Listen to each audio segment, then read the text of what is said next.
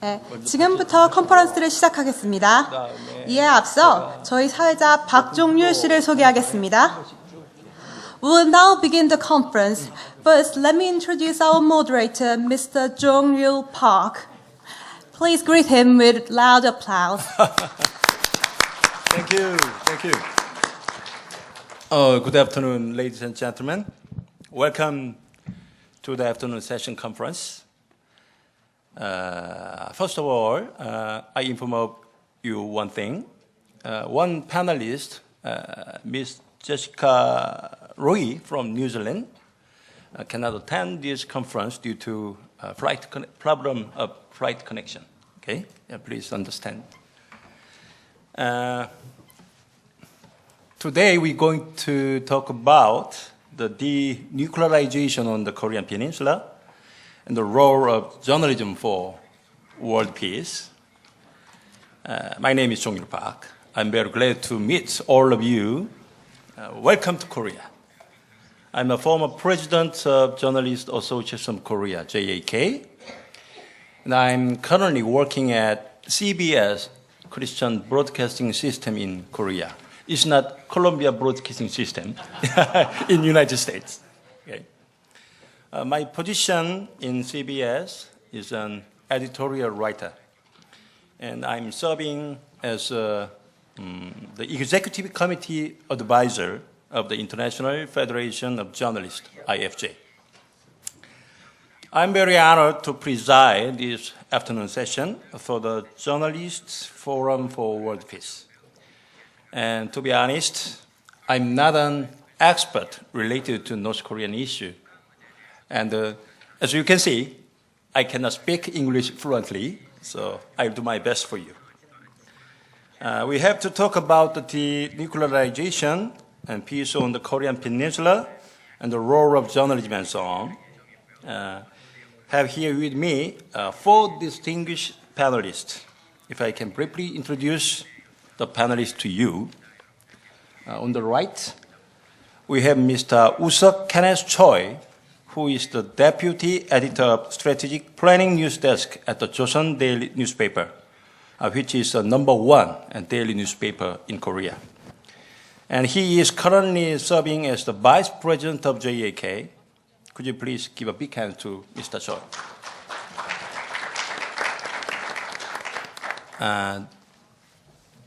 Then we have Ms. May Graziella Masankai. Masankai has been a staff reporter of the World Services section of Kyodo News. She has covered the Japanese Foreign Ministry and the Prime Minister's office for stories on diplomacy, defense, and government policy. Please give a big hand to her.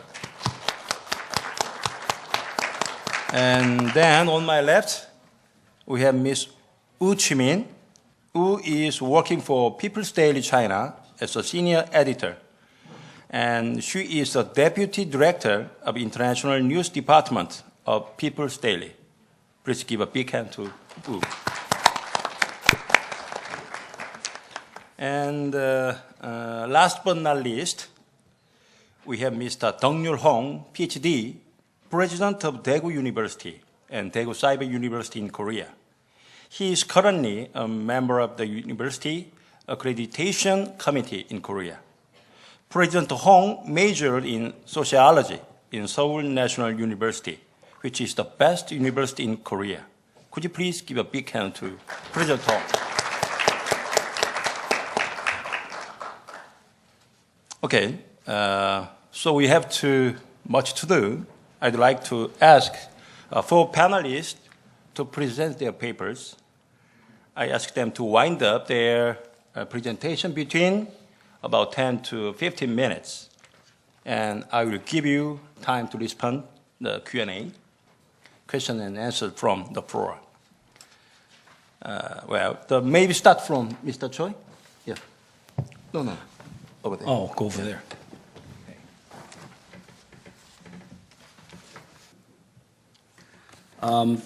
Before I start, I just wanted to thank everybody for coming here all the way to Korea. All of you are more than welcome to be here with us. And actually, this is a very meaningful and important subject that we are going to talk about. And I think before I start, we are all journalists. We all work in this media business.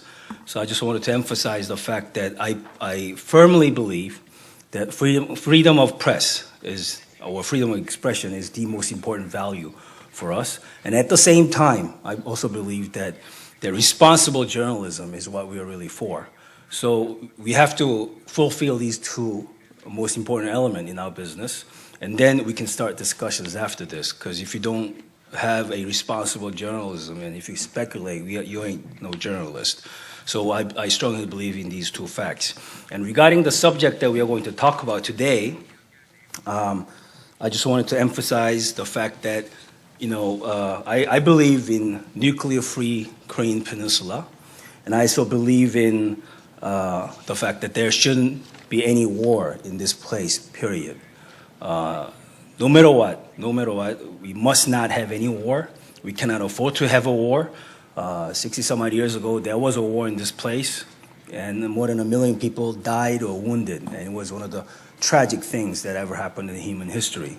And afterwards, there are small and big wars here and there all over the world, but still, I think the Korean War was the last really bad war that killed each other without that, cause or whatever. Of course, we fought for the freedom of the peninsula, but still, a lot of people died and still wondering why this war happened. So today, when we talk about how to deal with this war issue or the nuclear-free peninsula issue, I just wanted to cite a few historical facts. As you all know, that in 1898, there was a Spanish-American War. United States fought against Spain in Cuba. And at that time, this is like, you wind back more than 100 and some odd years ago, and the two media moguls in the United States at the time was William Hearst and Joseph Pulitzer.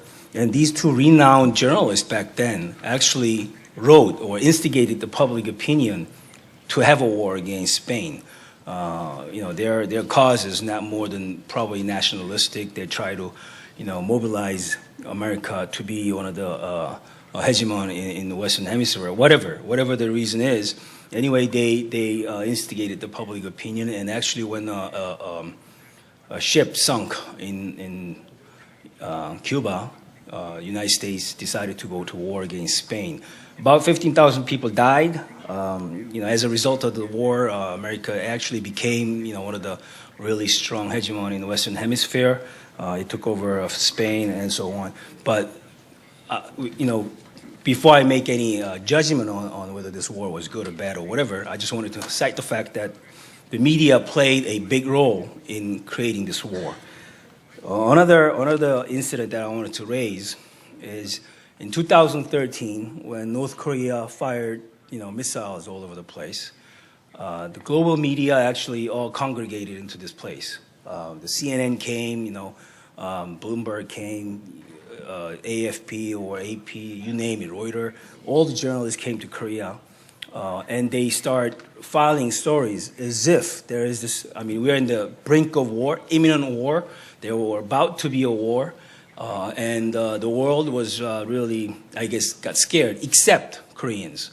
I was covering the Blue House at the time, and I vividly remember that nobody, it was a serious matter. North Koreans firing missiles and about to test nuclear bombs and so on. It's a serious security matters, but nobody in South Korea at the time thought that there was going to be a war because the general public in this place does not want a war.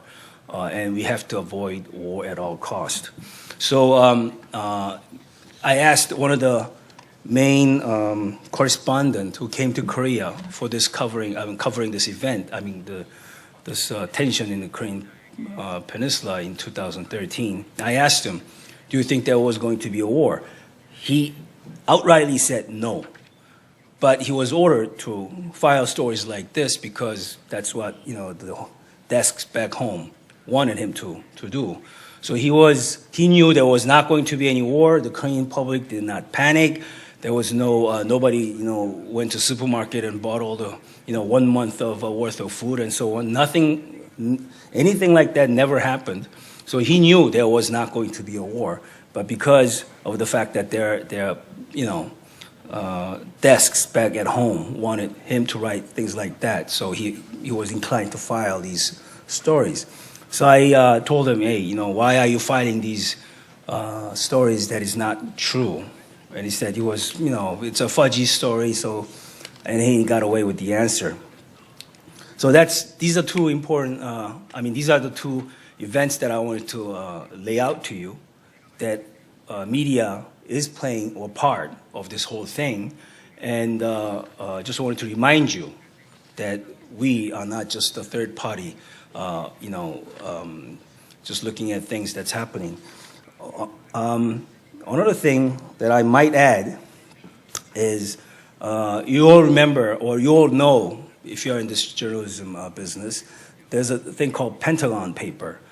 In the 1960s, late 1960s, Washington Post decided to publish Pentagon papers about during the Vietnam War. And actually, it changed the course of United States war against in Vietnam.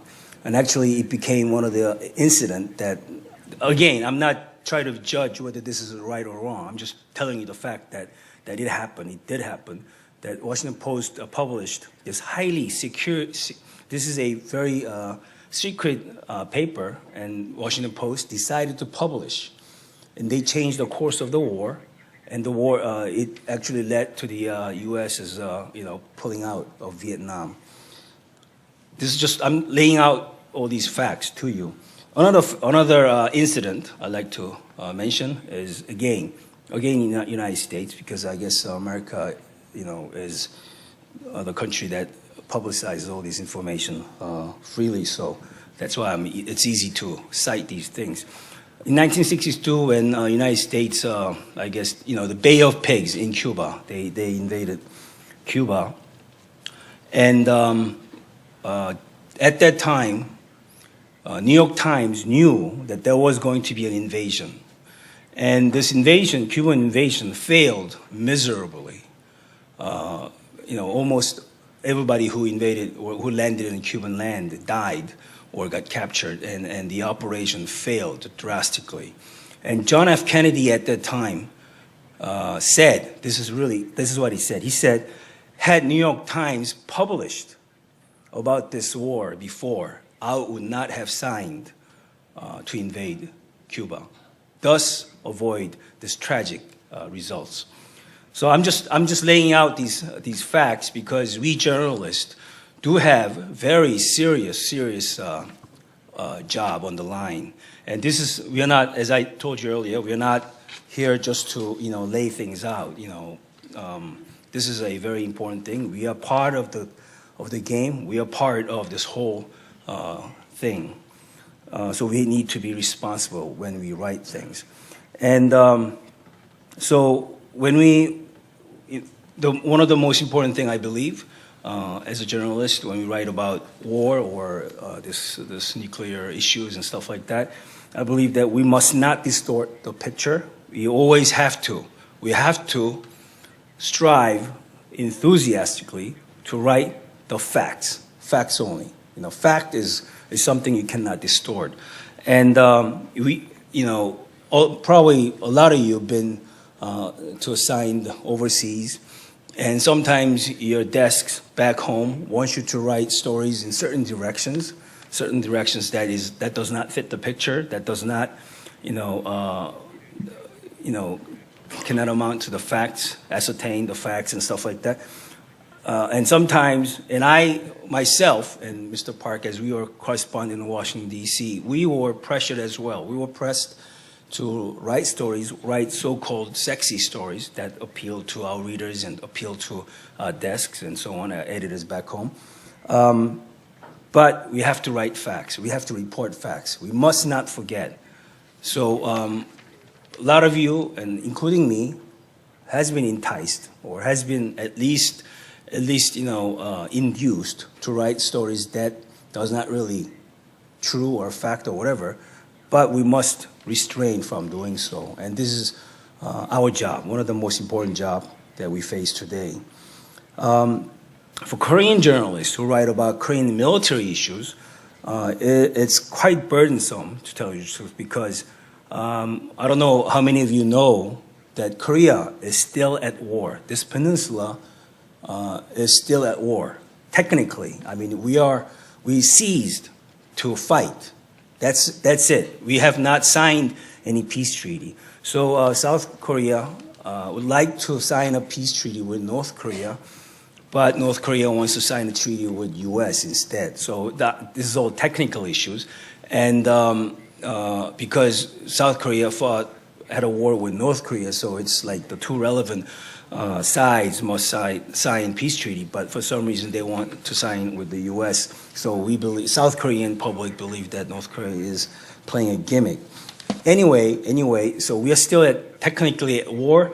So it is quite burdensome for Korean journalists to write military issues because, number one, is because of security issues we face. When North Korea tests nuclear bombs, fires missiles and so on, most information is dependent on the military. So we have to, as a journalist, there is this thing called, you give and take sort of thing. So sometimes you write good things and they'll give you more. Sometimes you criticize and, that information goes someplace else. So there's a big dilemma. And yet we have to write this North Korean nuclear issues. And sometimes we write stories that is not, so-called, it's impossible to fact check because there's no way we can ask the North Korean government, what did you do, what do you think, and so on, because it's impossible to reach them. So a lot of times when you write about North Korea, there's a lot of speculation. There's unsubstantiated stories coming out of the press. And sometimes this does not help the situation. So that's why I say you have to be very cautious about what we are doing. And another thing is, yes, Korean public does not want war. Korean media is very careful and cautious about reporting these things because we do not want to be the one that instigate the war. So we are very careful. But at the same time, Korean public does not want to be felt, very weak. The Korean public wants to stand up to some of the threats that North Koreans make. So the Korean public wants to stand up and stand up against the injustice the North Koreans government or make when they are firing missiles and so on. So we have to placate to the Korean public's willingness to stand up to justice. At the same time, we have to be very careful not to be the one who instigate the war. So it's a delicate issue. It's not easy. It's a very difficult thing for us to do. Over the past 27 years as a journalist, I've been responsible for writing national security issues, 6 or 7 years, and always it has haunted me how to write, what to write, and how to fact check, how to substantiate the stories, and so on. And sometimes the government officials, the military officials, sometimes they tell us things that's totally not true, and there's no way to substantiate these government stories, so we just sometimes publish it, and then it turns out to be a total wrong stories. So as a journalist, yes, it is very difficult, especially to be a journalist in Korea covering these nuclear issues. Same thing, I believe a lot of correspondents all over the world, when they cover the war in Syria, or war in Egypt, or war in whatever it is very difficult to substantiate. So my rule of thumb, I just wanted to tell you, when I was covering the war in Bosnia in 1996, and I was there, and yes, I was at one point pulled off the bus by militia at a gun on my head. Yes, it was quite scary.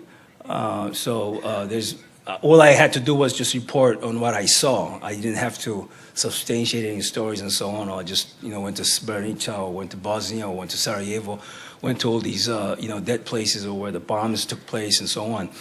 But at the same time, I was thinking back in my head, whatever I'm writing, what kind of impact would this have in the Korean public?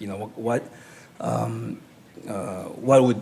would it lead to the Bosnian War? How should we perceive this war? Who's right and who's wrong? Is Serbians totally wrong, or are Republic of Srpska is really killing people? So there's a lot of things. Not a lot of things couldn't be substantiated. I just asked people here and there, and I had to write stories on my own, and it was not easy. It was difficult, and I believe all of you who has been in that situation probably face the same thing. But it's our job. It's our job to write the facts, to make sure that we write the facts and try to substantiate as much as we can. And so my rule of thumb when I'm writing, when I hear some stories, I make sure at least I have two sources back up. Otherwise, I neglect the story. And even if I lose the scoop, so be it, because that's my. I didn't do a good enough job to be able to find the right sources and so on. And I believe, if you just maintain this sort of attitude, you can probably go a longer way than get some very short-term returns. Anyway, this is what I had to tell you. I just, I'll just go back to my seat and afterwards I'll join for the discussion. Thank you very much. Thank you, Mr. Choi, for your excellent and fluent English presentation. Thank you. Let me turn to Ms. Masankai.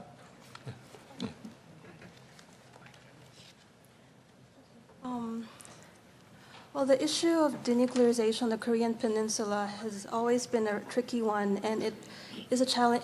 It comes at a very challenging time. As we all know, in January there was the nuclear test in North Korea, and there was also the rocket launch. And there was the rocket launch, which is perceived as a missile launch, and which triggered the outcry from the international community and in the UN Security Council. A lot has been going on with regard to North Korea's developments this year, and all the more it has become imperative to talk about how best to move forward to make denuclearization possible. In keeping step with the international community, Japan has also expanded its unilateral sanctions on the North. And as one of the neighboring countries of North Korea, Japan tries to keep its policy of dialogue and pressure, trying to keep in negotiations with North Korea, but at the same time also keeping in line with the international community with regard to sanctions. And now, so for starters, let us take a look at how Japan's relations is with North Korea, its engagement with North Korea, especially in the nuclear issue, and its role in efforts toward global denuclearization efforts. So Japan and North Korea have no diplomatic ties until now. And Japan's policy is that Japan seeks a comprehensive resolution of outstanding issues of concern with North Korea. And these issues of concern include abduction, nuclear, and missile issues. By abduction, I will take on that later. Japan ruled the Korean Peninsula from 1910 to 1945. Now, with regard to adoption issue, I'm not sure if many of us are familiar by now, but there has been an issue of Japanese nationals decades ago in the 1970s, 1980s who have been abducted by North Korean agents, and that has been an issue, long-time issue for Japan and North Korea.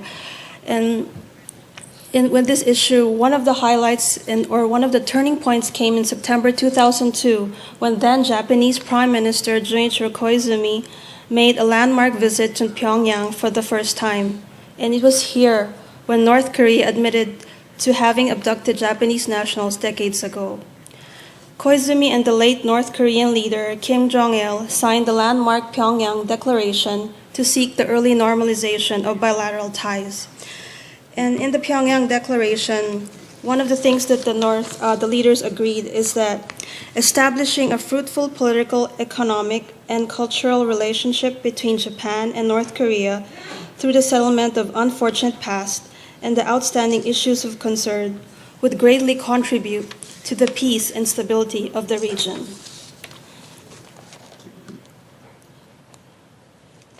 Now, for Japan, to normalize ties between Tokyo and Pyongyang, the abduction issue remains a key obstacle.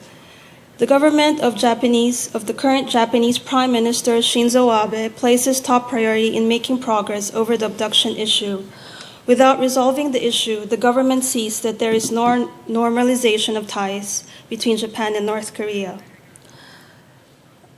At the moment, Japan officially lists 17 nationals as having been abducted by North Korean agents in the 1970s and 1980s. 5 of the 17 were repatriated in 2002, but Japan continues to seek the return of the remaining abductees and also says North Korea is involved in many more disappearances.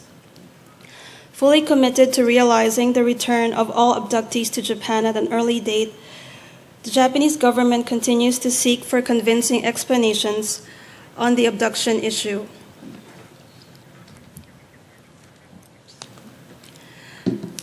In recent years, another turning point came in May 2014 when Japan and North Korea held government-to-government talks in Stockholm.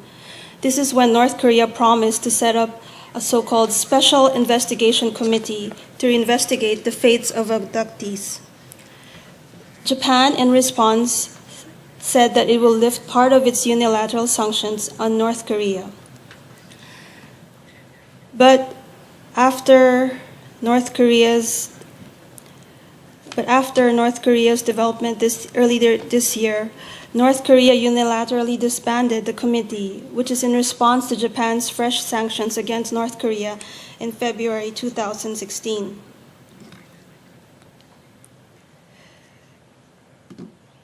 So how exactly does Japan see North Korea's nuclear threat? As Japan has, as I mentioned, outstanding issues of concern, which includes abductions, nuclear and missile. Japan, as well as with the members of the international community, sees North Korea's nuclear weapons development as one that poses a grave threat to Japan's security and significantly impairs peace and stability in Northeast Asia and the international community. Following North Korea's repeated ballistic missile launches and nuclear tests dating back to 2006, Japan has imposed unilateral sanctions against North Korea.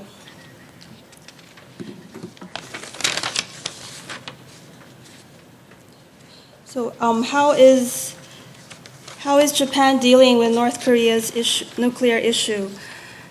First, there is the role of six-party talks. The six-party talks comprise North Korea, South Korea, China, Japan, Russia, and the United States. And as was mentioned earlier in the special lecture, the six-party talks has been stalled, has been last held in the late 2008, in December 2008, because of disagreements on the verification of North Korea's nuclear program. And another way in which Japan is dealing with North Korea's nuclear issue is through UN Security Council endorsed sanctions resolutions on North Korea, which has been several through the years. And Japan's trilateral cooperation with South Korea and the United States is also a key way to move forward with denuclearization. And there is also Japan's more proactive security role in the international community through its newly enacted security legislation. And of course, Japan also has its own unilateral sanctions on North Korea. Let us take a look on the new sanctions that Japan has imposed for this year. After North Korea's nuclear test and fourth nuclear test and recent missile launch, Japan once again imposed tightened its sanctions on North Korea. First was to reinstate the sanctions it lifted in July 2014, which was in return for North Korea's launch of new probe into Japanese abductees. And the second sanction was to ban remittances to North Korea in principle. And another sanction that Japan did was to ban re-entry from North Korea of Japan-based foreign engineers involved in nuclear and missile development. And the fourth was to ban third country ships from entering Japan after visiting ports in North Korea. There was also a ban on entry of all North Korean registered ships into Japan.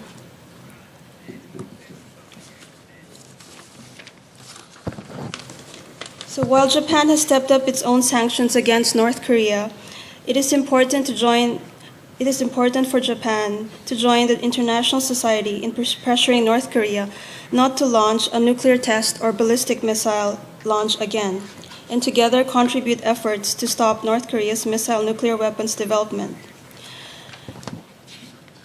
As a country which has suffered the atomic bombing, Japan has a unique role in promoting a nuclear weapons-free world, a world in which people will, and the world will not be scared about the threat of nuclear weapons. And another contribution that Japan has continued to do is to build trust with neighboring countries in Asia and elsewhere. And another thing that Japan has been ardently working on is to work with the international community to build a stable, peaceful, and regional environment. And the United Nations has been a very effective venue for Japan to also to show and demonstrate its efforts to join the international community. In the recent Group of Seven foreign ministerial meeting in Hiroshima, which was held in Hiroshima on April 10 to 11, the G7 foreign ministers issued a document which was entitled the Hiroshima Declaration on Nuclear Disarmament and Non-Proliferation. Hiroshima, as we all know, is the first city in Japan to have suffered the atomic bombing in 1945. In this declaration, the G7 foreign ministers said, "We reaffirm our commitment to seeking a safer world for all and to creating the conditions for a world without nuclear weapons in a way that promotes international stability." The task of denuclearizing the Korean Peninsula remains daunting,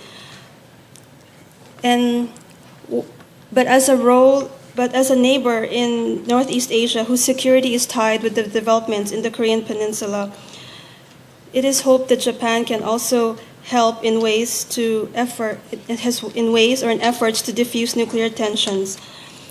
And ultimately, the way to go is to find ways to help create a peaceful and stable regional environment that could encourage inter-Korean dialogue and build trust between the two Koreas. Thank you very much. Thank you. Thank you, Ms. Masankai. And next, we turn to Ms. Wu. Ms. Wu, it's your turn.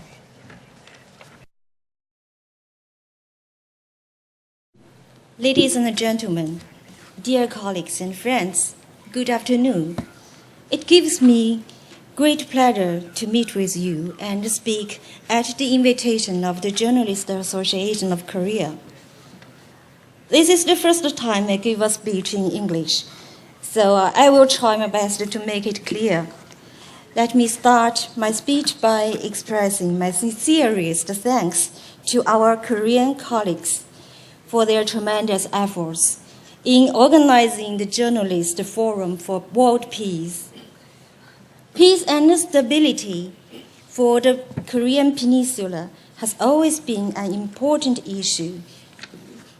As Chinese President Xi Jinping said, peace, like air and sunshine, is hardly noticed when people are benefiting from it. But none of us can live without it. For years now, the People's Daily has stood for the basic truths concerning nuclear armament in the region. That is, tensions on the peninsula, and North Korea's nuclear tests are not in line with the interests of any party in the region. We valued efforts on peaceful progress, and we urge that all the countries in the region should work together to uphold peace and stability for common development. Dear colleagues and friends, March 2nd, 2016 was an important day for the region as the United Nations Security Council unanimously adopted Resolution 2270. As a result, the resolution imposes new sanctions and tightens some existing sanctions against the Democratic People's Republic of Korea due to the country's ongoing nuclear and ballistic missile-related activities that threaten international peace and security. However, I feel it is important to call attention to the fact that sanctions are only one part of the resolution, a fact that many in the media have failed to reflect in their reporting. Denuclearization of the Korean Peninsula is an issue that the media should approach rigorously and with all seriousness. While Resolution 2270 does in fact include plans for further sanctions, it also expresses concerns about the severe difficulties the people of the DPRK will face. It makes clear that the resolution itself bears no intention to cause any negative impact on the humanitarian situation in the country or economic cooperation with the DPRK. The resolution goes to great lengths to reaffirm the aim to maintain the peace and the stability of the Korean Peninsula and the Northeast Asian region. Restate support for the resumption of the six-party talks, the commitment to denuclearization through peaceful means, and that relevant parties should refrain from acts that could aggravate tension, and reiterates that the U.S. and the DPRK's promises to respect each other's sovereignty, to seek peaceful coexistence, and to promote economic cooperation as set out in the September 19th joint statement of the six-party talks. It is not surprising that the media has chosen to focus on the implementation of the resolution. However, some Western media outlets have gone so far as to hint at the idea that China may not live up to its responsibilities when it comes to the resolution. For example, one media outlet reported that when it comes to the implementation of the resolution, much depends, however, on whether China will enforce it. In my view, such analyses misinterpret the truth, as it has ignored the fact that China has always been responsible and constructive when handling international affairs, specifically in regards to the Korean Peninsula. The spokesman for China's Ministry of Foreign Affairs noted that China does hope the resolution can be fully and earnestly implemented. In answer to a question raised by a South Korean journalist, Chinese Foreign Minister Wang Yi stated that as a permanent member of the UN at sea, China has the obligation and the capability to implement any resolutions passed by the UN at sea, including Resolution 2270. As journalists, we have a duty to uncover and present the truth, provide logically compelling arguments, and offer up our opinions so that they may be judged by the general public. Through our reporting, the People's Daily has represented the case of the public that this is a resolution with a definite target, a resolution that calls for all parties to ease tensions, a resolution that can advance peaceful dialogue, a resolution that fully considers the humanitarian situation and people's livelihood in the DPRK. It is widely acknowledged that China plays a unique role in the denuclearization of the Korean Peninsula and opposes any actions that violate nuclear non-proliferation in the region or threaten regional peace and stability. Bringing the DPRK back to the negotiating table is the correct path to take here. As such, it should be remembered that sanctions are a means to this end rather than ends in their own right. Over the past 2 months, the People's Daily published 2 commentaries explaining China's stance on this issue. One emphasized that the resolution should be viewed as a new start and a stepping stone towards a political solution. The article further pointed out that the North Korean nuclear issue has its roots in the serious distrust that formed during the Cold War, and that the only way to turn the situation around is to restart the six-party talks as soon as possible. The other commentary pointed out that as its largest neighbor, China will not sit idly by if the stability of the Korean Peninsula is severely undermined. China will not permit any unwanted damage to its own security and interests. The article urged all relevant sides to have patience and courage and demonstrate the goodwill needed to resume the six-party talks.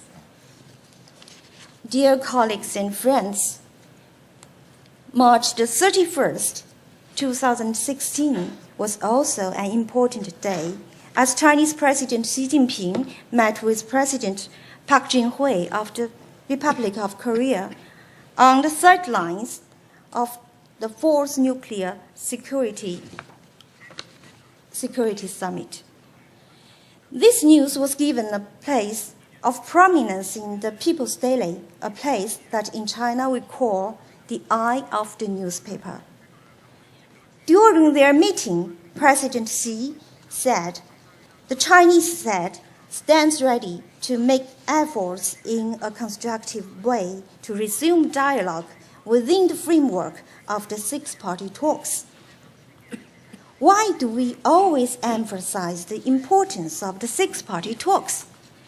The reason is that we see the possibility of peace through negotiations involving the DPRK, the ROK, the US, China, Japan, and Russia.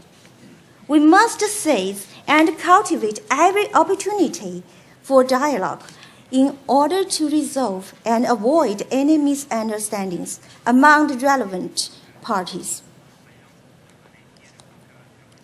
I still have a vivid memory of the time when 12 years ago, I was one of the reporters covering the second round of the six-party talks. During those 4 hectic days, we reporters tried our best to capture every detail worth reporting, although it was very hard to get immediate information from those closed-door meetings. Where is the news? This is the question raised repeatedly by the journalists to each other, as we were terribly patient in waiting for the results. We turned our attention to the spokesman for China's Ministry of Foreign Affairs and noted that the color of his ties changed day by day. The first day was red, then yellow, and the third day blue. We asked him whether it signified that things were calming down. because we felt the atmosphere had moved gradually from tension towards harmony. The spokesman, however, did not give a direct answer as to his selection of ties. On the fourth day, the session marked a positive step towards hammering out a peaceful resolution to the long-standing nuclear stalemate on the peninsula. All parties agreed to bring an end to the deadlock through peaceful means, in a spirit of mutual respect and consultations conducted on an equal footing. Unfortunately, as we see, in the following years, the six-party talks was disrupted again and again. It was not broad agreements, but severe disagreements dominating the session. We have to live with the reality that the diplomatic road will by no means be smooth. Dear colleagues and friends, there is a Chinese saying that goes, keeping to your original aspiration leads you to a final success. I would say I am still confident that if the parties concerned keep their minds open, solutions to the issue may be in sight. Denuclearization is one of the most important goals of the international community, and armistice is a legitimate concern of the DPRK. China has put forward proposals that pursue the denuclearization of the Korean Peninsula and the replacement of the armistice agreement with a peace treaty. We believe that these two objectives can be negotiated in parallel, implemented in steps, and resolved with reference to each other. As regards to other proposals, such as flexible contacts in a three-party, four-party, or even five-party format, any initiatives that help bring the Korean Peninsula nuclear issue back to the negotiating table should be valued as well. In conclusion, I would like to quote two well-known sayings about the dialectical relationship between war and peace. Napoleon Bonaparte once said, "There are only two forces in the world, the sword and the spirit. In the long run, the sword will always be conquered by the spirit." My other quote comes from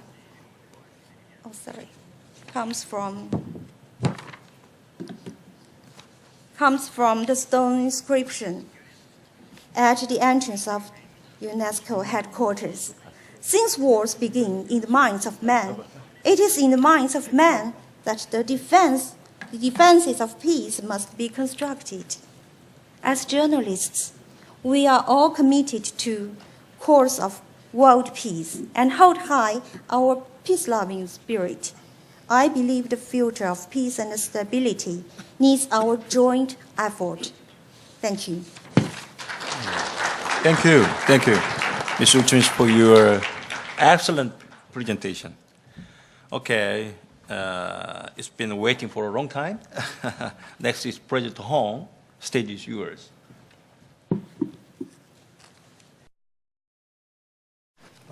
Good afternoon. My name is Dong-Yul Hong, and I am the president of that university. It's a great honor to join you here today to celebrate the opening of this journalist forum for world peace.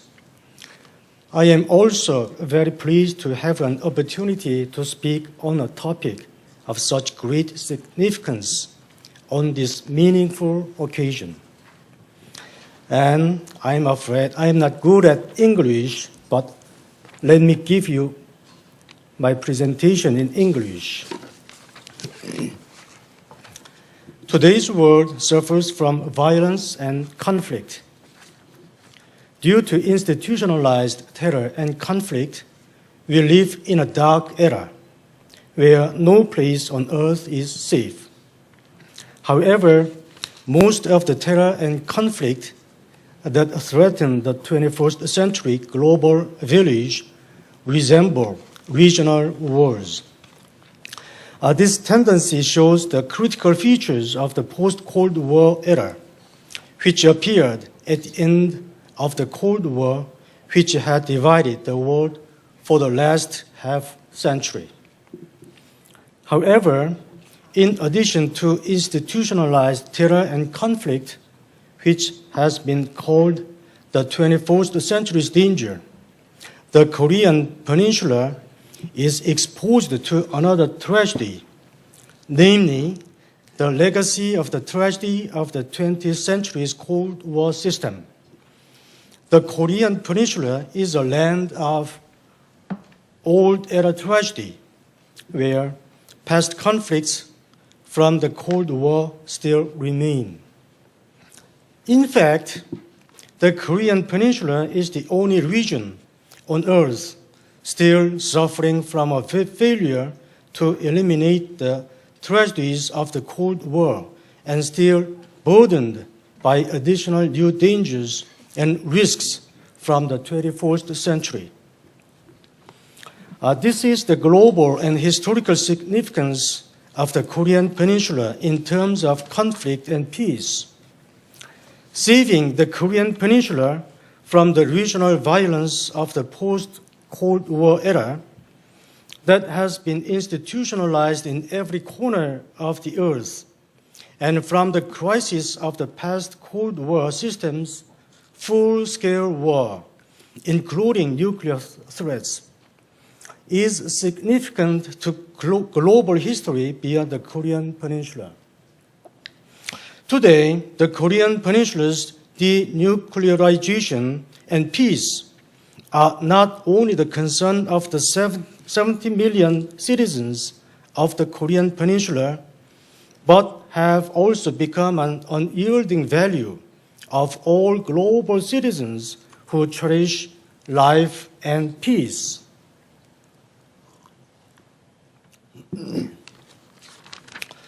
South Korea has another side to its global historical significance. In the first half of the 20th century, during the era of imperialism, the country suffered a brutal period of colonial occupation.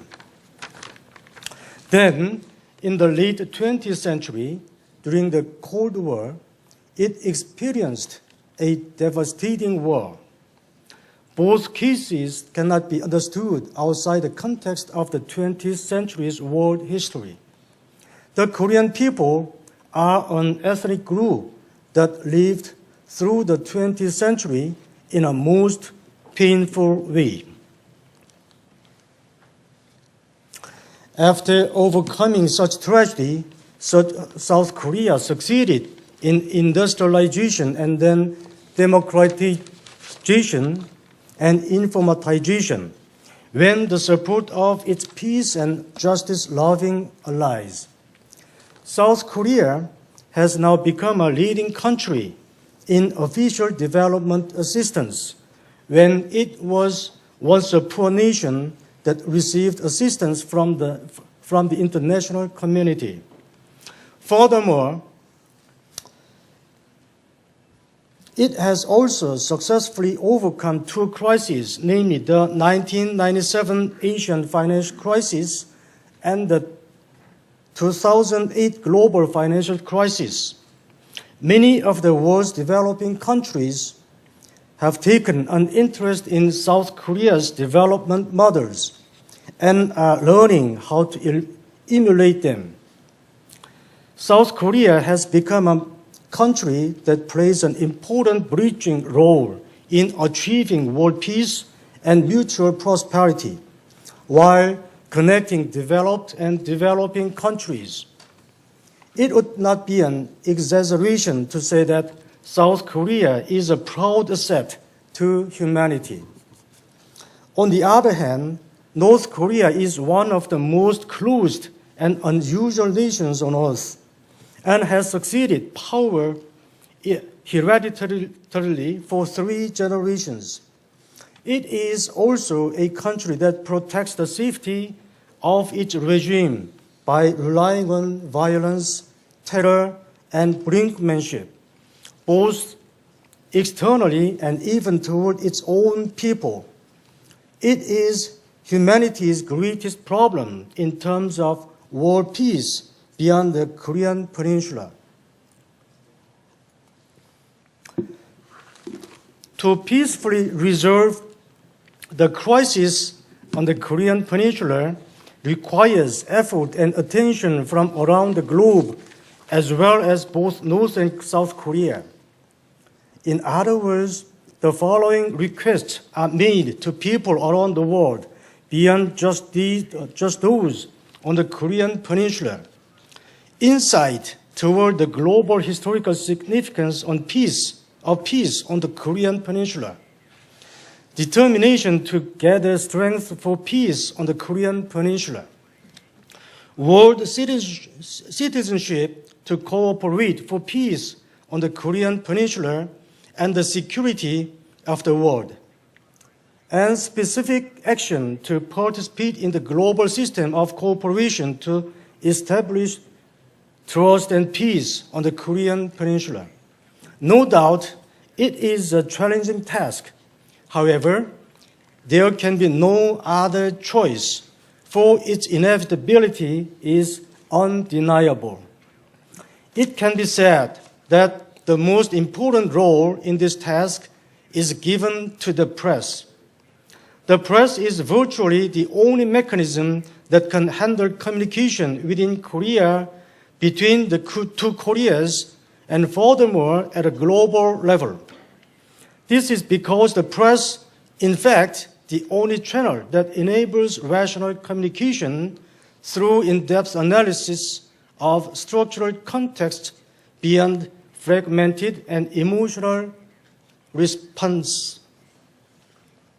When the press provides disjointed and superficial information while disregarding the global historical context of conflict, the Cold War, and terror, and the social scientific analysis of it, a rational decision to establish peace will be impossible. If the press instigates and leads an emotional response to conflict and dispute, the result will be inevitably fatal. I think it is necessary to spread the consensus toward structural and global benefits that can be obtained through peace on the Korean Peninsula through ongoing discussion and communication. This is an important challenge that only the press can handle. Of course, the press may see that they fulfill their role by delivering undistorted facts as objective observers. It is not wrong to say that the social responsibility of the press is to find facts and to help people express their opinions freely. However, the topics covered by the press often require ethical commitment beyond just mechanical judgment. The treasure of the truth exists beyond simple facts that can be easily identified. Thus, finding this truth is a critical, ethical, and professional task that is unique to journalists. Journalists must have an attitude of unlimited liability toward universal values, such as world peace, while looking fairly and thoroughly at context in a balanced manner in order to find truth.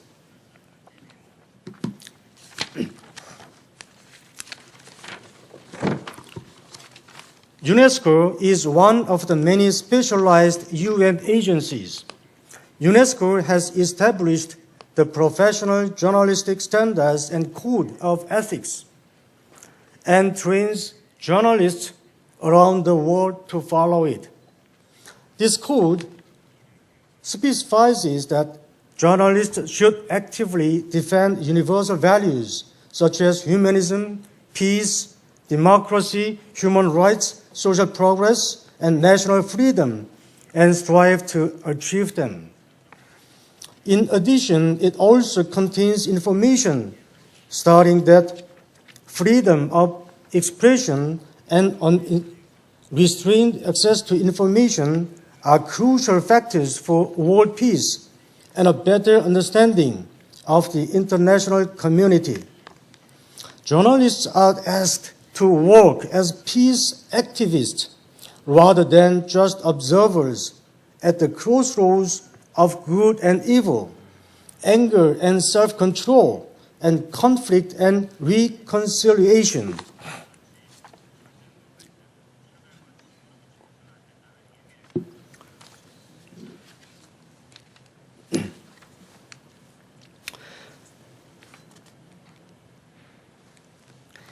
The reality of the Korean Peninsula is still precarious. North Korea has continued its nuclear weapons development and test missile launches, with South Korea and the United States have responded with the largest military exercises since the Korean War armistice. The six-party talks have all but vanished, and tensions on the Korean Peninsula continue to increase. The Korean Peninsula still cannot escape from the horrors and instability of war, nor abandon the fetters of the Cold War system past. In fact, an even more unfortunate thing is that, in my opinion, some of Korea's domestic press and the international press do not seem to strive actively for peace and deterring war on the Korean Peninsula. Occasionally, I feel as though there are approaches and coverage that may encourage hostile confrontation and war. This may just be due to an individual journalist's lack of insight, or it may be due to the structural limitations of a press that is at times subordinate to immoral power and capital, which has a stake in conflict rather than peace. Dangerous peacekeeping activities sometimes require journalists to risk their status as journalists or even their lives. No matter what the reason, inciting conflict, violence, and tension is unacceptable. Likewise, it is ineffective when journalists work for peace individually. They must correspond as a whole when confronting attempts to strengthen violence and conflict. It is necessary to form a joint response and solidarity for peace. It is necessary for the global solidarity of healthy citizenship beyond journalist solidarity. That is also the role of journalists who feel the historical responsibility of peace.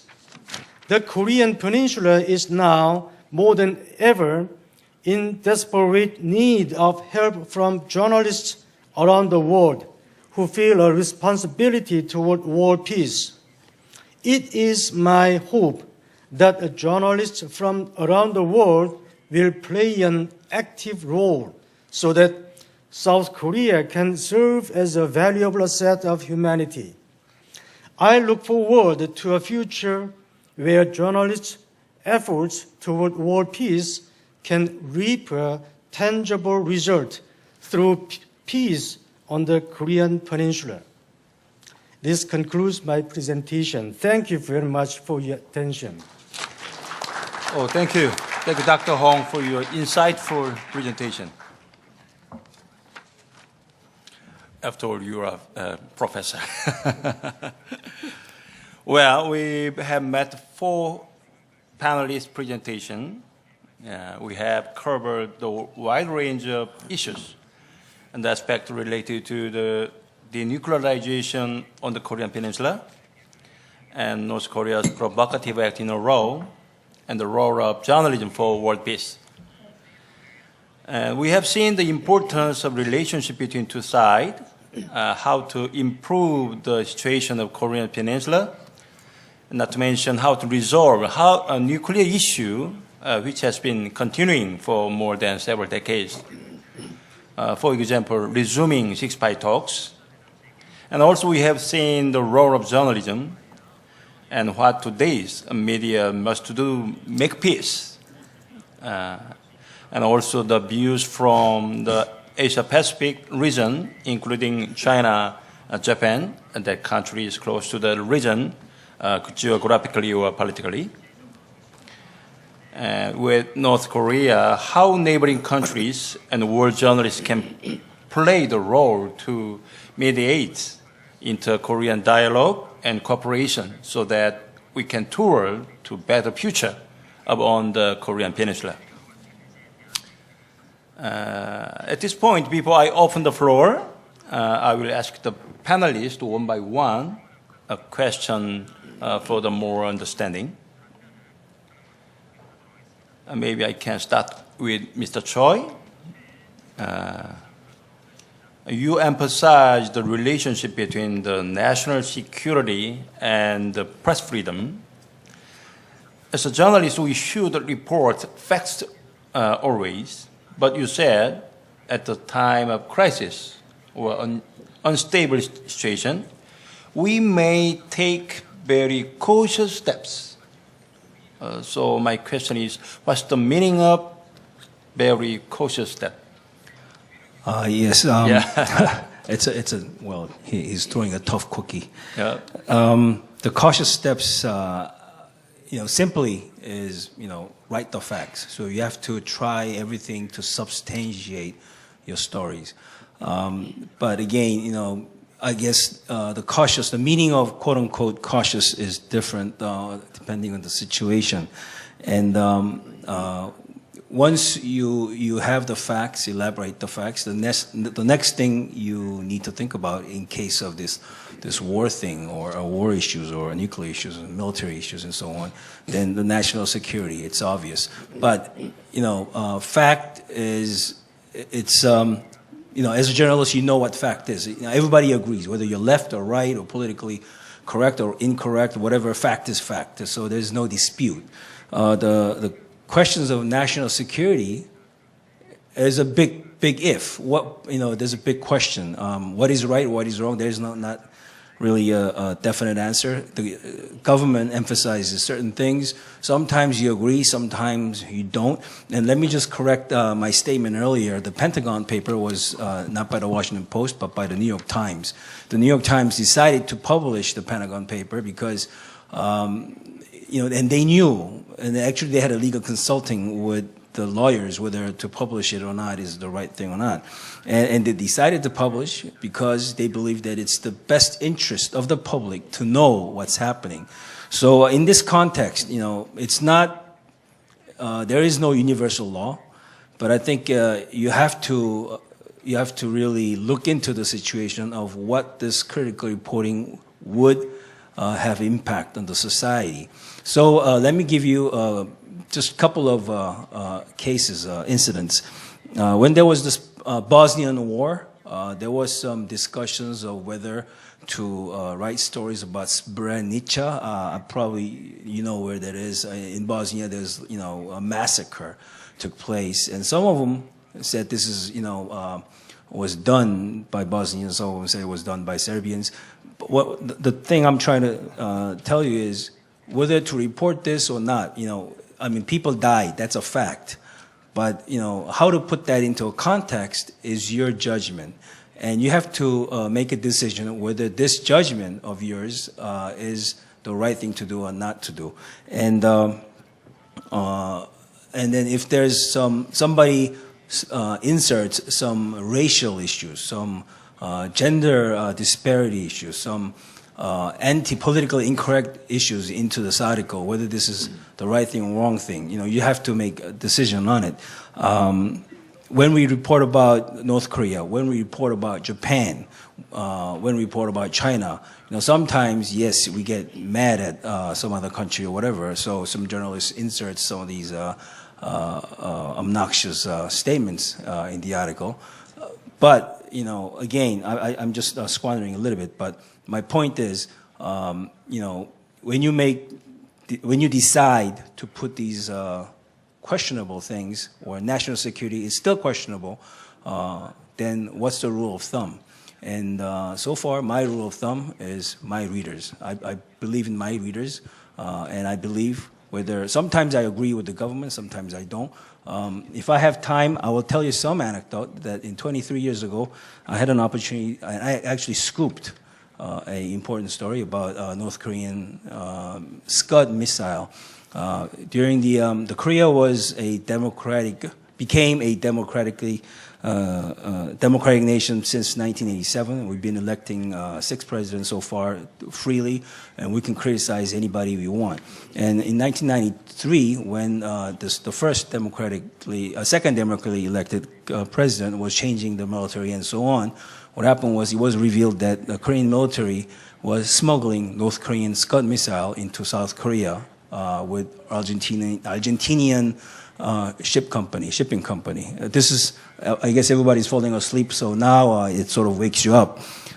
So what happened was, I scooped it up. I found a document. It was a document by a Korean importer, and he made all these things up in conjunction with the South Korean military. I believe now this is all declassified because it's been 23 years ago. But anyway, so when I found out, we wrote some stories about it, but the Ministry of Defense told me, through somebody else, that I'll be arrested if I write this story. So I just asked him, is it true or not? And he said he could not comment on it. But if I do write it, he will arrest me. So I said, okay. And then I consulted with my editors. This is when I was really a junior journalist. I just became a journalist, so I thought that I could, rule the world and so on. So I said, okay, I will go to jail. It will be my honor. And I told my editor that let's publish it. Because as the Minister of Defense said, if it's not true, then it's a false article, so there's no reason for me to go to jail.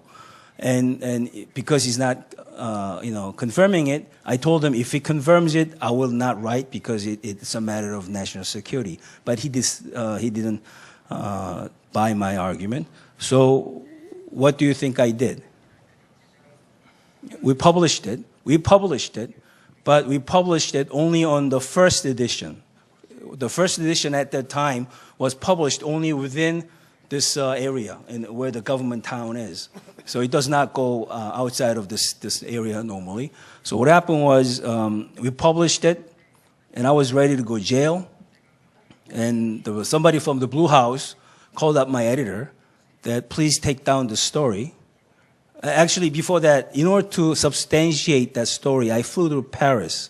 I went to Paris to meet this Frenchman who at the time was the main player in this whole deal. He was the one who imported, as an Argentinian cover company, and imported, and then the ship was carrying Scud missile, and it was going to Japan and then to Argentina, and supposedly after it meets this huge storm or whatever, and then it goes into South Korean port. During that time, they will unload the Scud missile, and then the ship goes on to Argentine.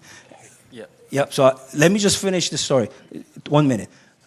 What I'm trying to tell you is that the government wants you to write stories in certain directions. Sometimes it's against that, and you need to just put everything on the line to deliver the message to the public, because I believed at the time, and my newspaper believed at the time, that it was more interest to the public to to publicize the story if the government does not confer to this fact. And once it did, we took it down. We believed that it was a national security matter. This is just an anecdote, and I'm not saying I did the right thing or I did the wrong thing. I'm just telling you that you will face these situations every day, and you have to make a decision. And there's no 100% right decision. I'm just telling you that you try the best, and in the eyes of your reader or your audience. Thank you. Yeah. Okay. I would ask the panelists. Please answer not too wrong. Yeah. Sorry. And we have a good news now. Miss Jessica Lloyd has come to here. Okay, just a minute. Yeah. But this time is a panelist in a debate time. So after panelist in a debate finished, and we will enjoy the Jessica Lois presentation. Okay? Yeah. Next, my question. I will ask Ms. Masankai. You said carrot and stick policy as it were dialogue and pressure, according to your papers.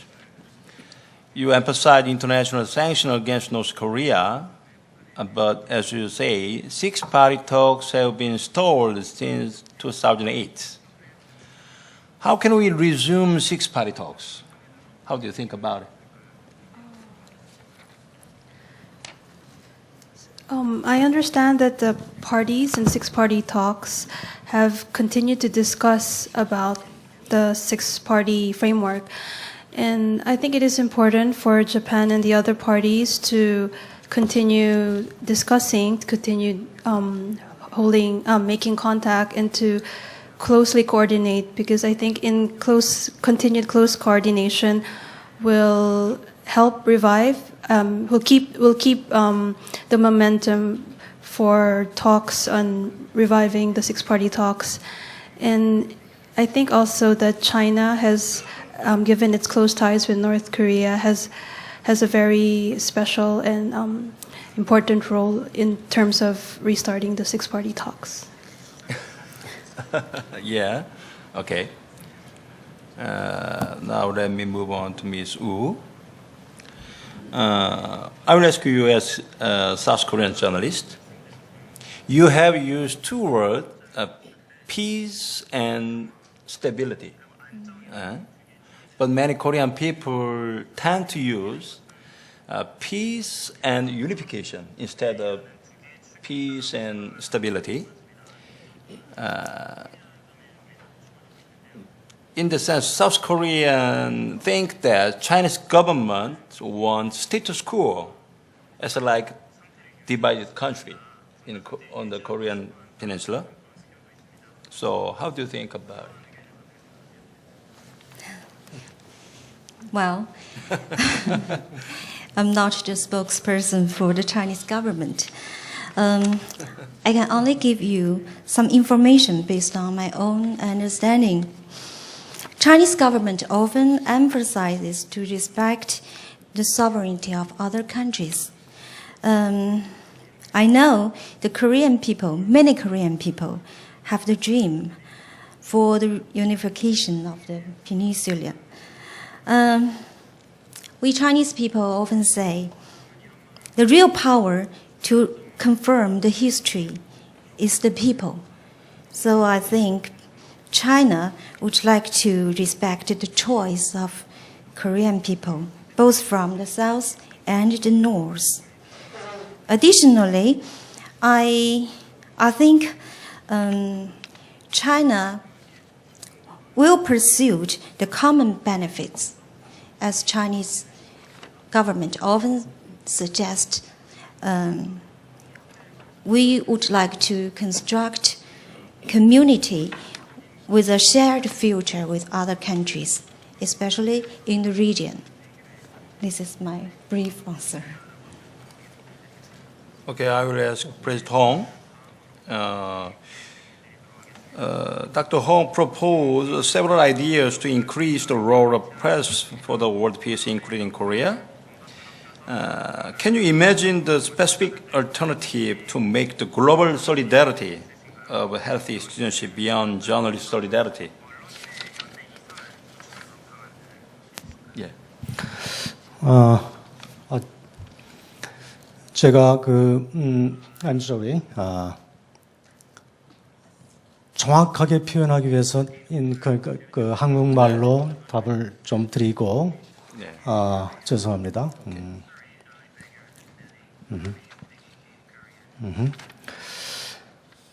글쎄요. 저는 먼저 언론의 역할이 너무 중요한데 언론이 하기 따라서는 비단 한반도에서뿐만이 아니고 이 지구촌 구석구석에서 전쟁을 억제하면서 평화를 만들어낼 수도 있고, 혹은 정반대로 전쟁을 부추기거나 의도했든 의도하지 않았든 전쟁을 만들어낼 수도 있고, 혹은 누군가에 의해서 만들어진 평화나 전쟁을 전달하거나 관찰하는 역할을 할 수도 있다 이렇게 생각을 합니다. 너무 거친 분류일 수 있지만 그 가운데서 언론은 당연히 지금 21세기 한반도와 지구촌에서 평화를 적극적으로 만들어내는 역할을 하는 것이 옳다 이렇게 생각을 합니다. 그걸 위해서 여러 가지 방법이 있을 수 있겠습니다만은 제가 여기서 간략하게 원론적으로 설명한 것은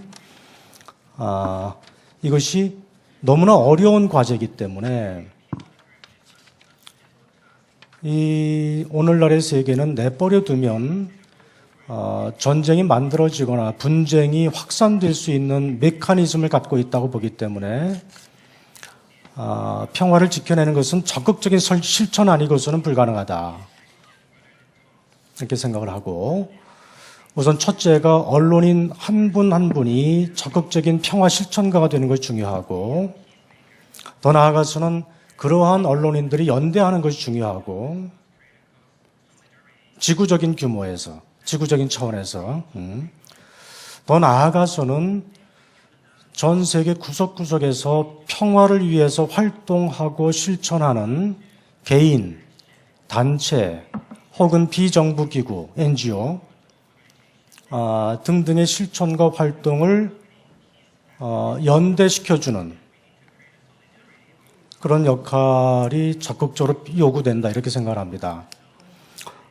예컨대 가장 소극적으로는 전 세계에 존재하는 지금 말씀드린 다양한 개인과 단체와 비정부기구들에 의한 평화 실천운동 혹은 개인 활동들을 소개하고 알리고 그들의 정신을 확산시켜 나가는 그것이 언론의 역할일 수 있고, 더 나아가서는 오늘 이와 같은 언론인들의 포럼 혹은 만남 혹은 토론 이런 활동이 좀 더 적극적으로 다양한 곳에서 전개되는 것이 필요하다 이렇게 생각을 합니다.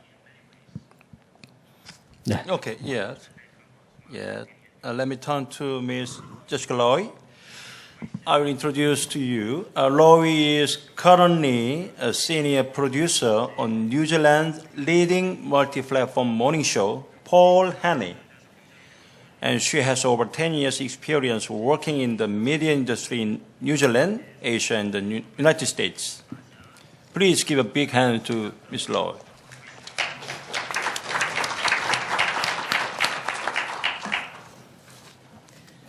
Good afternoon, everyone. So, my name is Jessica Rowe. I'm a senior producer on New Zealand's morning show, Paul Henry.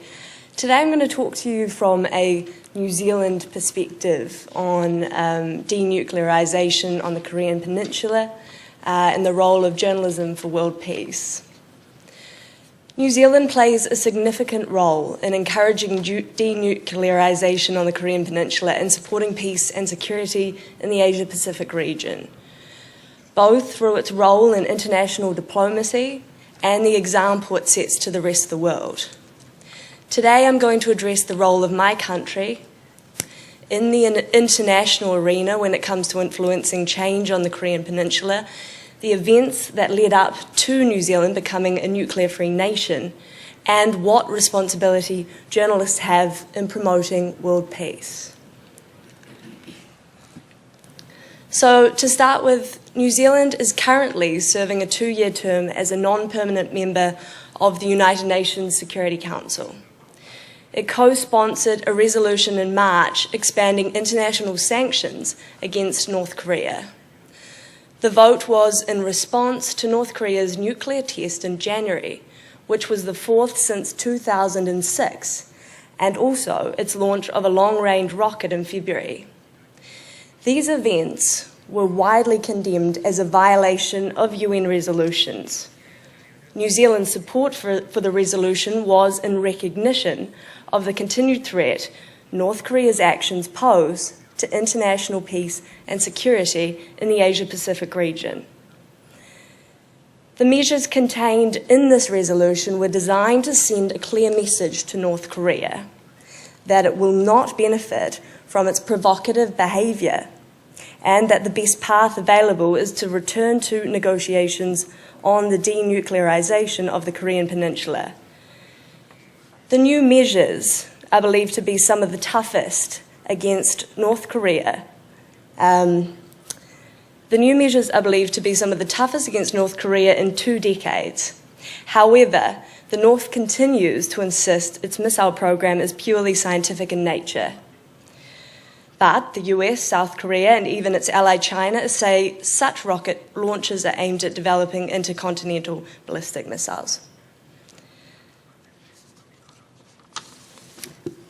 New Zealand is known as a nation of people willing to stand up and proclaim no nukes.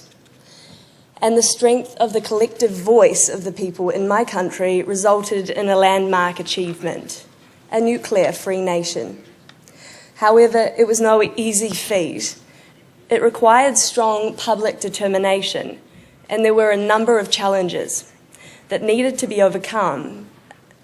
I'm now going to give you a brief timeline of the events that trace our nation's history and conviction to be nuclear-free.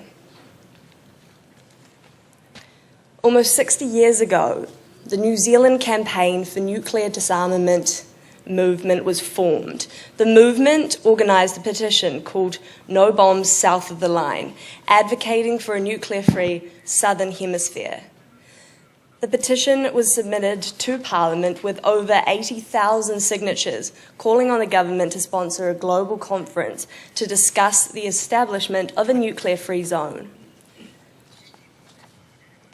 Around the same time, France transferred its nuclear testing to the Mururoa Atoll in French Polynesia, and extensive testing occurred between 1966 and 1974.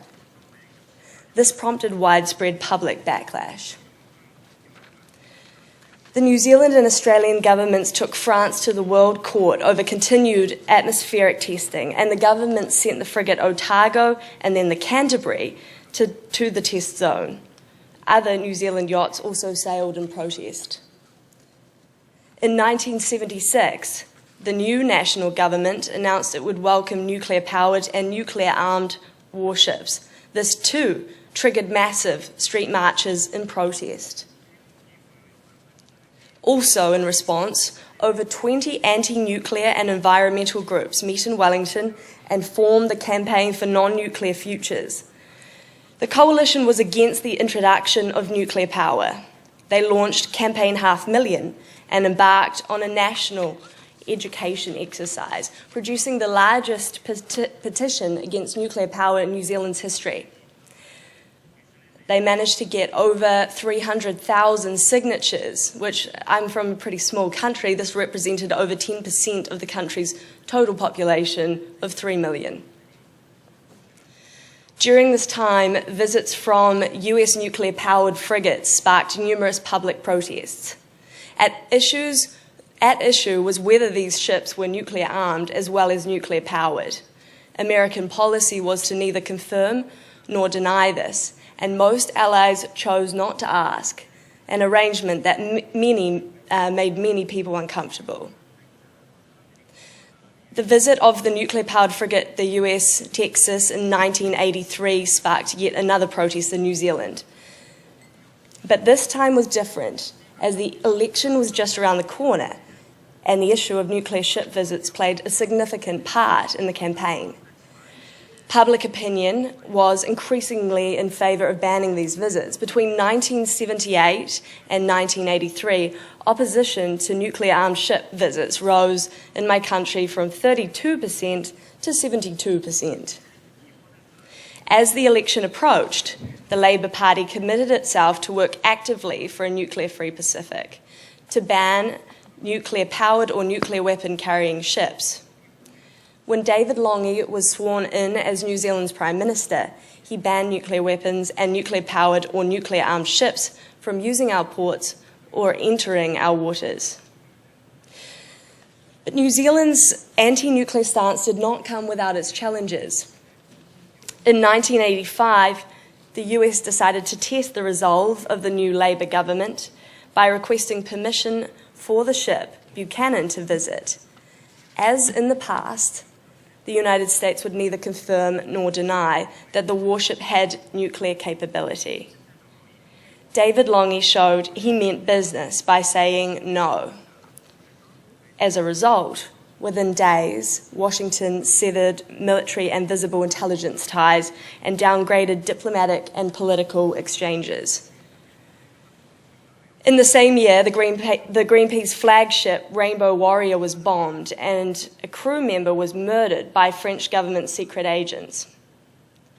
The ship had been preparing to leave to protest against the French nuclear testing in Mururoa. From a Pacific perspective, the military attack on the Rainbow Warrior only served to consolidate New Zealand and the Pacific community's nuclear-free zone ambitions.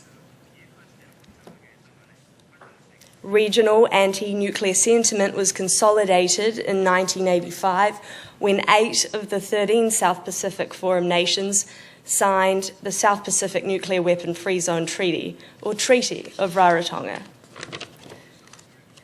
And finally, in 1987, the New Zealand Free Zone Disarmament and Arms Control Act came into force, which made New Zealand a nuclear-free nation at last. The anti-nuclear campaign is one of the most successful movements of its kind in the world and resulted in a nuclear weapon-free zone being enshrined in legislation. And it remains this way until this day. So now I want to talk about the role of journalism for world peace, looking at where New Zealand was at, how the public stood up, but the role of the media in that situation. The position New Zealand has taken against nuclear weapons is based on the belief that the use of such weapons of mass destruction does not assist in the promotion of peace. That stance has become a part of New Zealand's national identity. Time and time again, the public of New Zealand has spoken out against nuclear weapons. The voice of the public has been conveyed by the media through the coverage of all of these defining events. New Zealanders were able to send a message to the government that resulted in the nuclear-free movement. And the message of a nuclear-free nation is one our media delivers to the rest of the world, one that other nations might do well to learn from. We as journalists can all play a significant role in shaping the will for peace by informing our citizens of what is at stake. We can educate. We can inform the public about the risks posed by North Korea's nuclear activity and highlight the steps that may be useful in encouraging denuclearization on the Korean Peninsula. It's our duty as members of the international media to keep these issues at the forefront of the discussion worldwide. We need to build an understanding of what drives conflict in Korea and the ways in which our countries can help to address them. If an informed public speaks, our governments will listen, and the prospects for peace on the Korean Peninsula will become a priority for the rest of the world. Thank you. Thank you, Loy. Nice presentation. And Loy explained the situation of Korean Peninsula, especially North Korea's combative behavior in the law, and described with illustration about New Zealand. Okay. Now I'd like to open the floor for public discussion Q&A. We have about 20 minutes, so maybe I can entertain about 5 or 6 questions.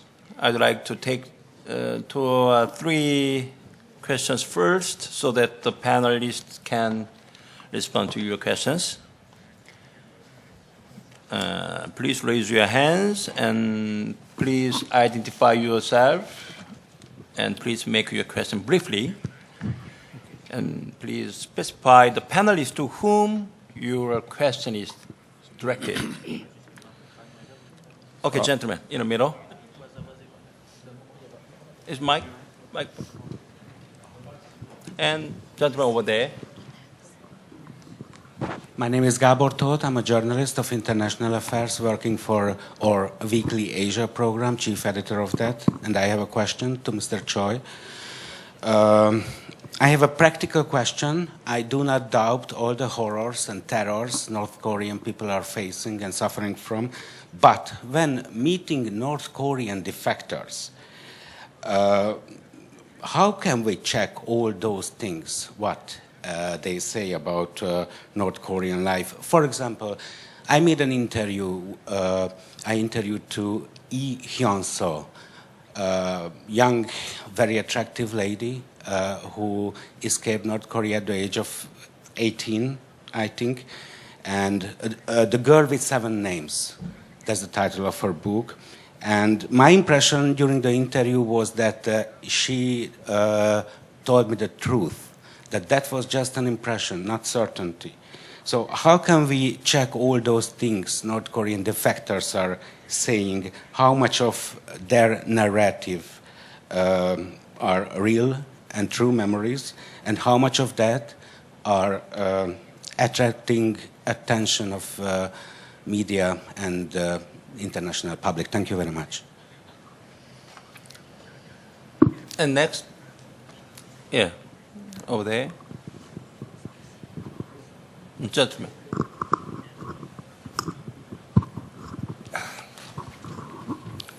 Mr. Chairman, thank you very much. I am Bob Iskandar from Indonesia. I noted from all speakers and also my reference to the speech from the Vice Minister of Foreign Affairs of Korea. Now, I'm just thinking, Mr. Chairman, that all speakers or even vice ministers, the materials that contain is reduced tension, counter nuclear threat from North Korea, and global campaign to remind North Korea. My question is just very simple. How can these countries, who gave, what we call it, ideas or suggestion to make peace among these two countries, I would like to also hear or to get some comments on that particular, to make, say that North Korea also understand this. I think they do understand. But all countries now, Japan, China, and also America, try to balance this in order that there is no such tensions arise from time to time. I'm wondering, because I'm very sure that all these Korean people, either from South or North, they like to have peace.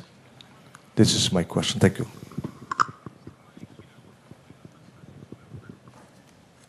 Okay, ladies in the middle. Good evening. My name is Neelima Mathur, and I'm a correspondent from India. I don't know whom to address the question to, so I'm happy if anybody could answer from the panel, including the lady who came in late. It was early March when there was a joint statement from Russia and China, where they took a very hardline stand against North Korea. It took more than 5 to 6 weeks before Kerry of the United States government spoke up recently, a few days ago. This kind of time lapse among the six-party group is very worrisome when the talks have not taken place since 2008. So I would like to understand what this time lapse means, and would be very happy if somebody could explain that. Mr. Choi, you ready? I will answer the first question. Yes, it is very difficult to substantiate what the North Korean defector would say. But there's a general rule of thumb that if these defectors come to Korea, then mostly these defectors are being sort of interrogated for a period of time by the South Korean intelligence agency. For that matter, what happens is if you hear this person's story, where he was born, what school he went to, who he knows, and so on, and if all these defectors' stories are sort of congregated, then you'll be able to tell whether this guy is lying or not, or whether this guy is really from this town or that town, or which whose neighbor he is meeting with, and so on. So most of those defectors who came to South Korea after having spent some time with the this so-called adjusting period, these guys normally whatever they say are substantiated by the government, and when we meet a lot of defectors, it's sort of cross-checked. We may not be able to tell the exact details of these facts and figures and so on, but generally we will be able to sort of substantiate the kind of plight that this person had to go through. So that's one thing. And if you meet defectors outside of Korea without having gone through this process, then yes, it's all up to you whether this defector is telling you the truth or not. So that's a bit risky. But again, if you've been, we journalists, we are sort of the first grade lie detector. We know, we interview people, maybe one or two or three. As the more you interview, the more you meet people, you get to the fact closer and closer and closer. You know that for as a general experience. So when you meet North Korean defectors outside of Korea, for instance, in my case, we try to interview as many as possible and try to pinpoint the town that this person comes from, the organization he defected from, and so on. And then we sort of cross-check from those people who defected before this person. So, for example, in 1994, I wrote some stories about a defector whom happened to be my uncle. My father's cousin was defected from North Korea. And because we are family, he told me everything what happened in his town. And so I knew basically what was going on. So whenever I met a defector from then on, I sort of went back to him and is this true, that true, and so on. Then he was able to tell me what happened, what really happened. So yes, it is very difficult to substantiate the defector's stories. But again, there is this general trend, there is this general rule of thumb, and if you try to, when you write articles, sometimes you can write it as a fact, sometimes you can just attribute the quotes to this person, and that way you can sort of stay away from writing wrong story. So that's the general rule of thumb I can answer to your question. Thank you. Okay. In terms of second questions, I have a fundamental doubt, like you. I suspect that the journalism can make the better world peace. Okay. So Dr. Hong and Ms. Wu will answer to second question and third question. Dr. Hong, please. In Korean, I'm sorry. Yeah. 너무 어렵고 중요한 질문입니다. 어떻게 한반도의 평화를 가져올 수 있는가? 그동안 한국 정부가 취했던 정책들을 일단 점검을 해보면 크게 두 가지 접근들이 오고 갔다고 생각합니다. 과거 진보 정권이 한반도 정책을 펼 때는 북한을 대상으로 한 지원 정책에 약간 무게중점이 있었다고 하면 근래의 보수 정권 하에서는 상대적으로 압박을 통한 평화 이런 정책으로 접근됐다고 생각합니다. 근데 두 정책 다 지금 돌이켜 보면 그렇게 성공적이지 못했다라고 하는 평가를 받아야 되는 것이 아닌가 이렇게 생각합니다. 워낙 복잡하기 때문에 어느 하나의 정책이나 접근만으로는 쉽지 않다는 생각을 갖게 됐고, 그때 국면에 따라서 사실은 지원과 압박이 공존할 수밖에 없는 그런 특수한 관계가 아닌가 이렇게 생각합니다. 근데 그것보다 더 중요한 것은 어떠한 정책이든 어떠한 접근이든 세계적인 공조와 연대가 없이는 효과를 거둘 수 없겠다 이런 생각을 하고 있습니다. 하나 덧붙인다면 이러한 것이 주로 정부 혹은 정치권에 의해서 정책이 결정되고 세계 육자회담이 그렇듯이 중요한 관련국들의 정부들이 정책을 공조하고 협의하고 해서 접근을 택하게 됩니다만은 그러한 정부의 역할에만 맡겨둬서는 역시 부족하다 이런 생각을 하게 되고 언론이 여기 계신 언론이 그 일에 보다 적극적인 역할을 하는 것이 필요하지 않을까. 세계적인 차원에서의 연대 혹은 소통 혹은 토론, 정책 토론 이런 것들을 통해서 세계적인 공조가 실효를 거둘 수 있도록 하는 것이 역시 언론의 역할이 아닌가 이렇게 생각을 갖고 있습니다. 예, thank you. Well, I wonder whether I can exactly answer the question. I just give you some my understanding. Regards to the denuclearization of the Korean Peninsula, I think the key is to reach a win-win result. Just as what the Vice Minister, Foreign Minister, said this morning, he said the opportunity is just in the difficulties. So we still should have the confidence, I think. Yeah. We need the negotiation.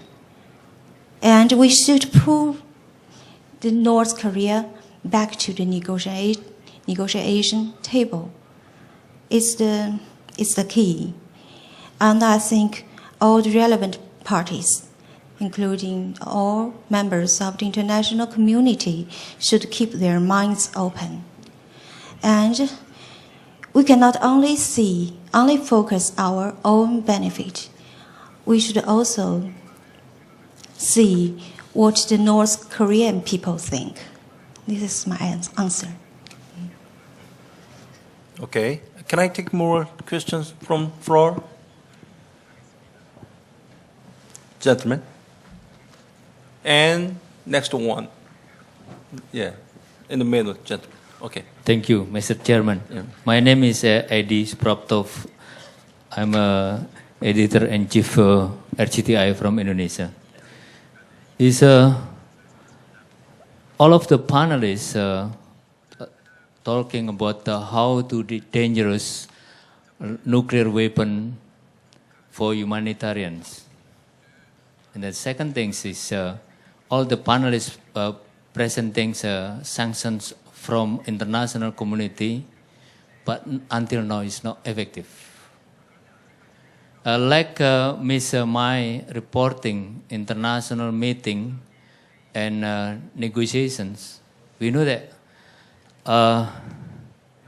approachments of every country, every delegation is more than 100% talking about the politics, talking about the economic, like the improvisation in Kaesong's industry. We are now talking about humanitarian. why we not talking about how to approach someone about the cultural approach, like mentioned Miss Wu, starting about reunification. I think we have so many experience about the piece of a journalist. Piece of a journalist is based on humanitarian. So we're talking about if I'm not mentioned, is piece of journalist. Humanitarian is based on reporting about humanitarian. So about the culture too. I propose we must based on humanitarian and then talking about cultural approach. Thank you. And last one. 네, 안녕하세요. 우선 소개부터 말씀드리겠습니다. 저는 스페인에서 온 상티아고 카스티조 로드리게스라고 합니다. 1988년 그 서울 올림픽 이후로 제가 한국에 대해서 관심도 많고 쭉 보아온 나머지 가장 눈에 많이 띄고 지금까지 늘 항상 같은 문제에 봉착됐던 것은 북한 측의 그 무기 위협 그리고 그 문제를 해결할 수 있는 대상이 뭔가. 예를 들면 중국 같은 경우에는 그 북한 사람한테 이미 짜증이 나 있습니다. 그럼에도 불구하고 그 체제를 유지하길 바라고 있는 형편이고 또 북한은 북한대로 미국이건 일본이건 중국이건 공격할 수 있는 능력이 전혀 없습니다.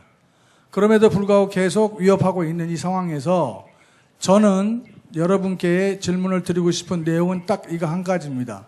지금 이 자리에서 미국과 중국이 공동으로 북한에 압박을 가해서 육자회담에 참석을 하지 못하게 한다면 지금까지 해결 못하고 지지부지 왔던 세월이 또다시 반복될 것 같으니까 저는 이번에는 꼭 육자회담을 성사시켜서 협상 테이블에 앉히는 것이 가장 급선무라고 생각하는데 여러분들께서는 어떻게 생각하시는지 고견을 듣고 싶습니다. 고맙습니다. About the cultural and humanitarian issue, it's a great point, and we believe that yes, political. Even though we have political, differences, I believe we should indeed have this cultural and humanitarian relationship with North Korea. Right now, even at this stage, where there's no dialogue going on whatsoever because of the North Korean nuclear test and so on, and then we sort of cut off Kaesong Industrial Park because we don't want to infuse any money into the North Korean regime that would develop nuclear weapons and so on. So right now, basically, all the ties are cut off. But still, at this point, it's not really known to the public. But there are many NGOs that is mainly focused on humanitarian issues that they are playing roles in North Korea. So some of the NGOs are actually playing a key role in medical areas in order to inoculate North Koreans with tuberculosis because it's a widespread disease in North Korea and it is actually affecting on the border because some of the North Koreans on the border with tuberculosis infections, they can sort of spread the disease down to south. Malaria, same thing. So there are things like this is actually happening. It is not, right now, it is unfortunate that main cultural exchanges are cut off, yes, but still we believe that some sort of a cultural event needs to take place, as you suggested. Yes, it is very important. And just to touch upon Ms. Castilla's question about why can we set them down? Well, North Korea was forced by the Chinese, by the United States, by Japanese, Korean, Russians to come to the table and sit down and have dialogues on this six-party nuclear dialogues. But it never took place because of technical issues, because of the political issues. North Korea refused to budge in, and as you said, there was no mechanism that we can actually force North Koreans to give up. So now, for the first time in a long time, that actually China and the UN is really jumping up to squeeze on North Korean money pipeline. And recently, I don't know whether this is why there was North Korean defectors, even with the high-ranking military officials are defecting to South Korea. I don't know whether they are doing it because of this, but it looks like for the first time something is happening, and we just hope that this thing would continue, and then the North Koreans would budge in to come into the table and discuss about future peace process. Thank you. Okay, as a moderator, we are not a diplomat. We're just journalists, so we can imagine or propose alternative idea to solve the resuming ceasefire talks. But we can find the accurate answer, and maybe I can stop inviting questions due to time. And I think you can enjoy another round chance for the asking. Okay, thank you. Thank you very much for your patience to our discussion this afternoon. It's very exciting and stimulating. And I hope today's discussion will help us to understand the condition and preparation of the future unification of Korean Peninsula and reflect the role of media journalism. And I heard that during this forum, you will be able to visit DMZ, just 1 hour drive from here. You can feel and see the importance of peace and unification on the Korean Peninsula. It's been my great honor to preside this discussion, and I have learned many things from exciting discussion. Thank you. Thank you for your participation. Thank you. The session is closed.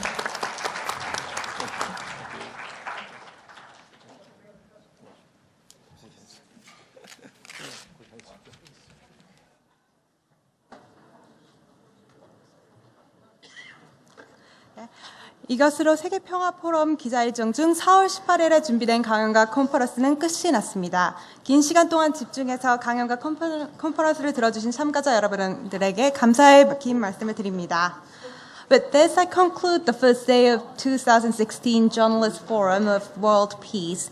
Thank you for your undivided attention for such a long time. 이제 저희는 오후 4시부터 진행되는 경복궁 및 인사동 투어를 위해 이동할 텐데요.